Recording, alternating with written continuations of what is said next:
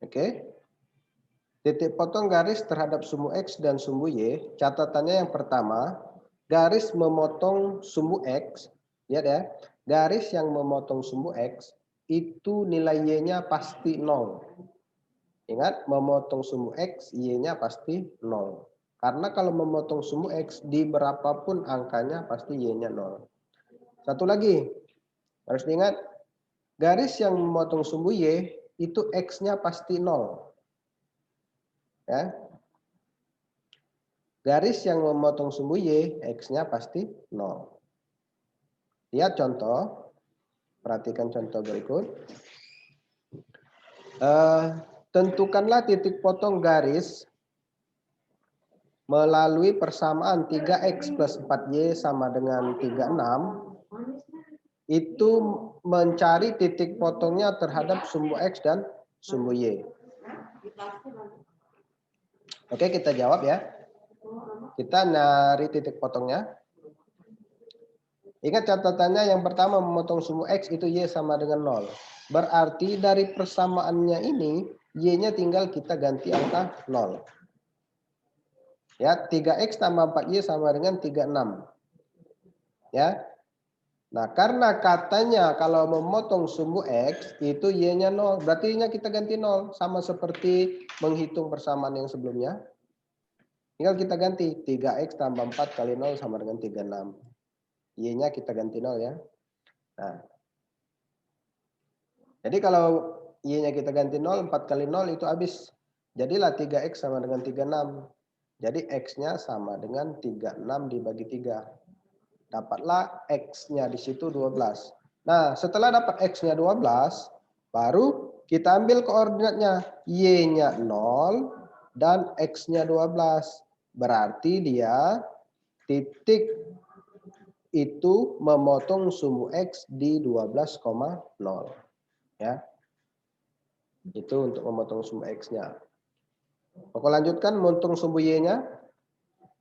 Untuk memotong sumbu Y, itu X-nya pasti 0. Sesuai dengan sifat tadi, sifat yang ini. Ya, memotong sumbu Y, X-nya sama dengan 0. Berarti masukkan ke persamaan sama seperti tadi. 3X tambah 4Y sama dengan 36. X-nya kita ganti 0. Ditambah 4Y sama dengan 36. Terus X-nya habis ya. 3 kali 0, 0. Sisa 4Y sama dengan 36. Jadilah Y sama dengan 36 per 4. Jadi Y-nya sama dengan 9. Ya.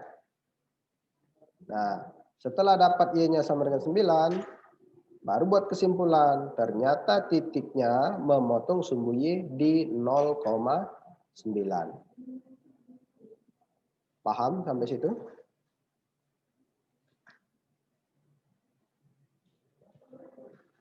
Oke, setelah dipindahkan variabel X dan Y, X-nya di sebelah kanan, Y-nya tetap di sebelah kiri, lalu kita hilangkan koefisien Y-nya, biar Y-nya 1. Jadi persamaannya berubah dengan Y sama dengan MX plus C. Untuk yang sebelah kiri, itu kita bagi dengan 7, min 7, dan yang sebelah kanan kita bagi dengan 15. Ya, coba lihat. Nah, setelah itu dapatlah persamaannya baru. Y sama dengan 5 per 7X ditambah 5. Dan Y sama dengan min 7 per 5X plus 14 per 3. Setelah terbentuk persamaan seperti ini, kita lihat gradiennya. Lihat M-nya. Persamaan pertama, M1 sama dengan 5 per 7. Ini M1-nya.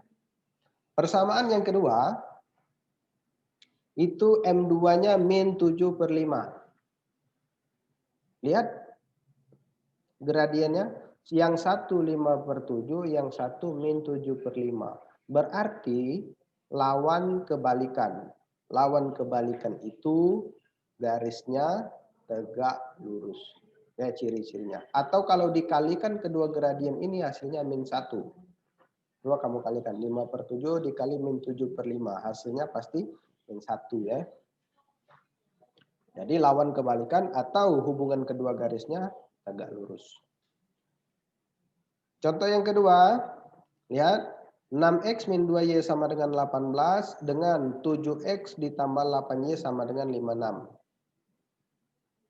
Sama seperti yang di atas, pindah ruaskan dulu variabel X-nya. Ini sisa min 2Y sama dengan min 6X plus 18. Yang sebelah kanan juga Koko pindah ke 7X dengan 56-nya. Nah, setelah itu baru kita bagi dengan koefisien Y. Ya.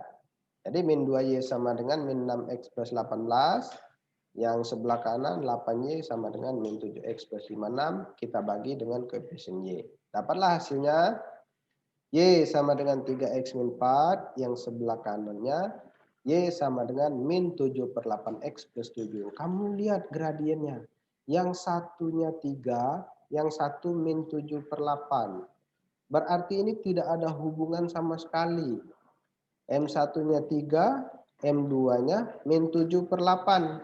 Ya, berarti kalau tidak ada hubungan sama sekali, berarti tidak sejajar dan tidak juga tegak lurus. Atau garis ini berpotongan saja di satu titik.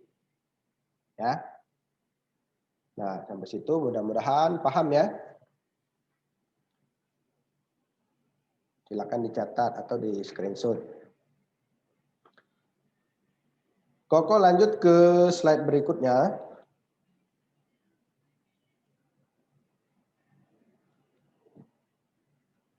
Nah, kita membuat persamaan garis melalui titik dan tegak lurus dengan titik pasangannya ya. Coba lihat contoh yang berikutnya ya. Buatlah persamaan garis melalui titik A 8,3 dan tegak lurus dengan garis Y sama dengan min 1/3X plus 7. Tegak lurus, ingat ya, hubungan garisnya tegak lurus. Ingat, tegak lurus. Jadi langkah pertama kita buat dulu deskripsi soalnya. Persamaan garis melalui 8,3 tegak lurus dengan X plus 3Y min 15. Soalnya ini ya. Yang ini salah ketik yang atas. Oke, yang bawah kita ambil soal yang bawah. Angkanya bersama ya. Oke. Dari soal ini kita nyari gradien dari persamaan pasangannya. Nah, kita ambil gradien dari persamaan yang sebelahnya. Lihat gradiennya. M1-nya min 1/3, tegak lurus dengan M2 sama dengan 3. Lihat, min 1/3 ini lawan kebalikannya sama dengan 3/1. Jadi lawan kebalikan. Minnya hilang, 3-nya ke atas, 1-nya di bawah. Jadi 3/1 itu sama dengan 3. Itu kalau dia tegak lurus. Nah, setelah dapat gradiennya, M2-nya baru kita masukkan di rumus persamaan ini. Persamaannya Y min Y1 sama dengan M dikali X min X1. Kita masukkan seperti biasa. Y min Y1-nya ini 3. Dan gradiennya kita ambil M2, bukan M1 ya, bukan min 1/3. Kita ambil M2. Itulah gunanya tegak lurus ini, lawan kebalikan ini. Karena yang dipakai itu M2. Kalau garisnya sejajar, itu M-nya tetap M1 kita ambil.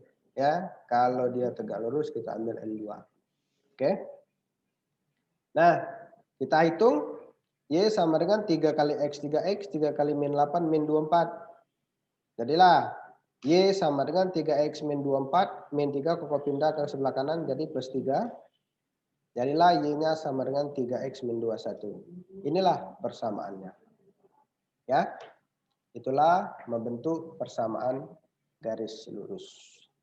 Sampai sini ada yang mau ditanyakan? Silakan. Kok? Wah. Kenapa M2-nya 3? Min A-nya tuh yang mana? Min A-nya yang mana? Min A per B. Min A tuh ini. X ini kan ada koefisien 1. Oh iya. Kira min A-nya ya. Ya, benar ya. Ini 1 kalau tidak ada angka di depan X itu 1. Iya. Oke, terima kasih. Sorry. Yang lain silakan kalau tidak paham boleh ditanyakan.